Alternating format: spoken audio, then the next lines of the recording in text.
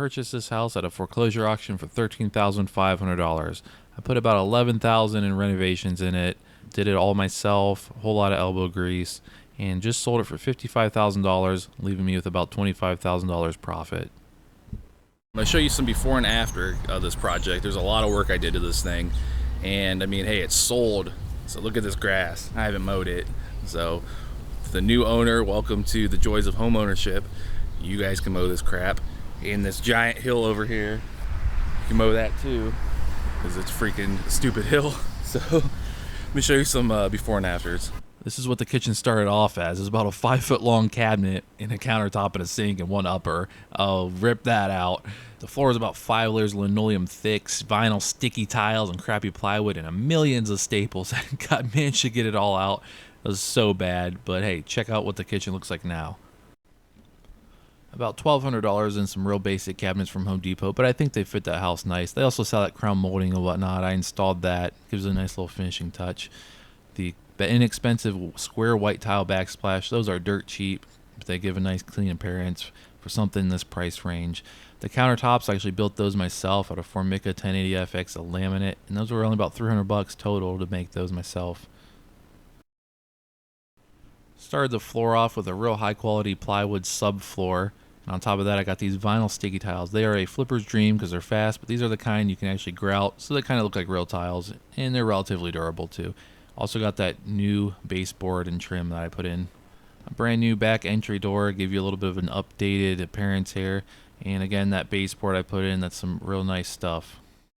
This kitchen layout is inherently awkward in this house, but I wanted to maximize countertop space and cabinets in here. And that's why the countertops are cut at an angle like that, because that's the only way I could get it to work.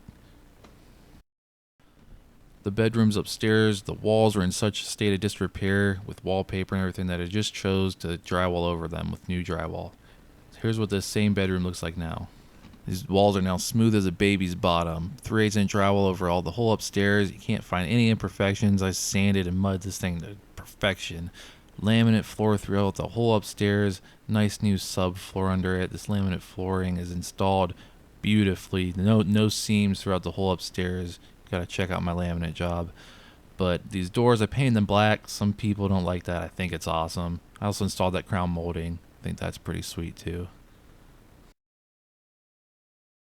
This is the second bedroom. Same type of stuff going on in here. Laminate floor, different color, no crown molding. Hey, gotta save some money somewhere. I only put that in the master suite, as they say. Unfortunately, the woodwork upstairs was not in such a great shape. I had to paint it all white.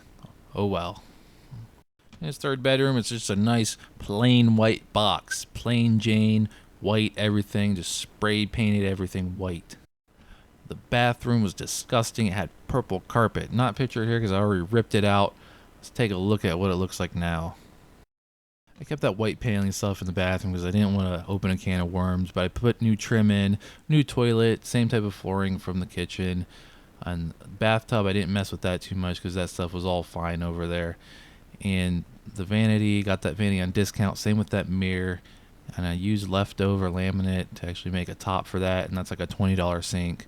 So that's the whole setup right there is probably like $150. So that's how you got to do it. You got to try to make a big impact for a little bit of money. Let me show you the downstairs. This is before, and I was messing with my new lens on my camera, so hey, I actually got some video of it. But let's check it out now. The two biggest things here is, well, the paint color and the floor. Refinished these 100-plus-year-old hardwood floors myself and got rid of that lime green paint color. The woodwork down here is in pretty good shape. I touched it up with some stain, went over it kind of a little bit, and polyurethane over it, some gloss polyurethane. Probably should have went with satin. But I touched up this fireplace. I'll show you before and after that here in a second. In this floor, hey, it came out pretty decent. Put some carpet on the steps over here. Hey, it's pretty standard stuff. This floor, I wish I would have went a darker stain color. But hey, it's all right, and I wish I would have went satin instead of gloss.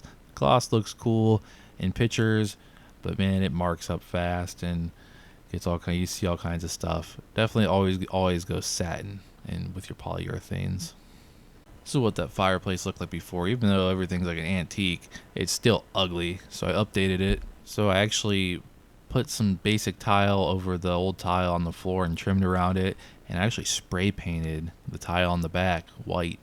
This is a non-functional fireplace, whatever, it's just a decoration at this point, but give it a little bit of an update look.